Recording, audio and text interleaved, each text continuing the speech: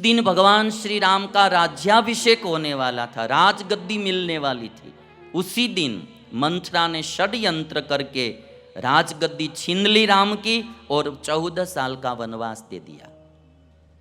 अभी आप समझ लीजिए कि आपको कोई विधायक की टिकट मिलने वाली होती है, बातें चल रही है, अभी फाइनल नहीं हुआ है, बातें चल रही होती है कि मिलेगी मिलेगी मिलेगी, और दूसरे को मिल जाती है, तो जिसको मिलती है उसके साथ भी आपको बैर हो जाता है कि इन्होंने मेरी टिकट छीन ली।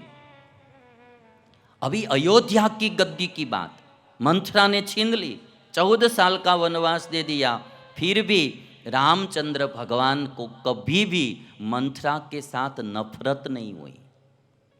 आज बरसों बाद, हजारों युगों बाद इस भारत देश की जनता श्री राम की पूजा करती है, क्योंकि भगवान श्री राम प्रेम के सागर थे, स्नेह के सागर थे, दुश्मन का भी बुरा नहीं सोचते थे। वाल्मीकि रामायण में लिखा है कि जब भरत जी को पता चला कि 14 वर्ष का वनवास देने वाली मंथरा है, शत्रुघ्न को पता चला, तो शत्रुघ्न ने थोड़ा मेथी पाक दिया मंथरा को। राम तो वन में चले गए थे, शत्रुघ्न जब मारने लगे मंथरा को, भरत जी को पता चला, भरत जी आए और भरत जी ने शत्रुघ्न से कहा कि भैया तुम इसको मारो मत। क्यों? इसने तो राम को वनवास दिया है, राम की गद्दी छीन ली, मंथरा नहीं। भरत जी कहते हैं कि जब वन में राम को पता चलेगा कि शत्रुघ्न ने मंथरा को मारा तो राम का दिल दुखी होगा, इसलिए तुम मंथरा को मारो मत। यदि हमारी किसी ने गादी छीन ली होती तो हम ही उसको मारते, हम नहीं मारते। यदि कोई और मारता तो हम राजी होते, किंतु राम राजी नहीं होते थे। और इसीलिए मैं कहता हूं बार बार कि कोई आदमी की पूजा कहीं नहीं होती है, आदमी के सद्गुणों की पूजा होती है, आदमी के सद्गुणों की पूजा होती है। भगवान श्री राम में ऐसे सद्गुण थे, उनकी पूजा होती थी, और आज भी दुनिया में श्री राम की पूजा हो रही है। और इसीलिए मैं कहता हूं, परिवार, माँ कैकेयी के पैर पहले छुए थे भगवान श्री राम ने। 14 साल के बाद आए तो पहले कैकेयी के पैर छुए थे, बाद में कौशल्या के पैर छुए थे। परिवार में भाव प्रेम रखना वो बहुत जरूरी होता है। और इसीलिए किसी ने कहा, मन की आंखों से प्रभु का दीदार करो, मन की आंखों से प्रभु का दीदार करो, 2 पल का अंधेरा सुबह का इंतजार करो।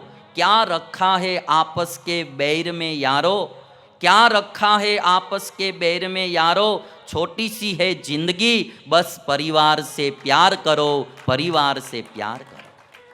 छोटी सी है जिंदगी बस परिवार से प्यार करो। क्या लेके हम इस दुनिया में आए थे और क्या लेके इस दुनिया से जाने वाले हैं? बीच में जिंदगी मिली है तो प्यार बांटते रहो, प्रेम की गंगा बहाते रहो। और इसीलिए ये बात कही गई कि मैं है भगवान, आप तो प्यार के सागर है, आप तो प्यार के सागर है, हमारा जीवन भी प्यार से बदो। कौन सा गाना है आपको? ज्योत से ज्योत, ओके चलो जो बजा, ज्योत से ज्योत जलाते चलो प्रेम की गंगा। एक बात मैं उससे पहले आपको ये भी बता दूं कि कभी भी परिवार में झगड़ा मत करना। झगड़ा करना है तो बाद में फिर समाधान भी कर लेना तुरंत। कभी भी रात में ऐसे झगड़ा करके सो भी मत जाना। किसी को रात में हार्ट अटैक आ गया तो सुबह में पछताना होगा, फिर माफ़ी भी नहीं मांग पाएंगे और सोचना पड़ेगा कि कितना अच्छा पात्र था, चला गया, झगड़ा करते करते ही चला गया। और इसीलिए किसी ने बहुत एक अच्छा शेर कहा, जिंदगी में न जाने कौन सी बात आखिरी होगी।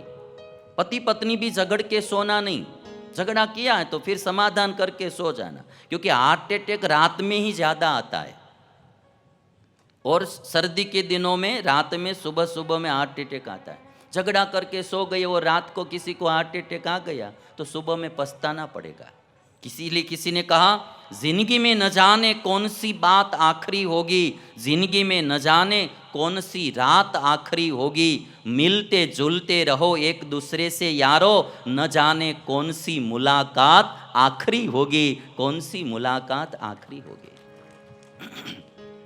और इसीलिए जो गाया गया है, ये भारत में ही ऐसी कविता पंक्ति या गीत मिलता है कि ज्योत से ज्योत जलाते चलो, प्रेम की गंगा बहाते चलो।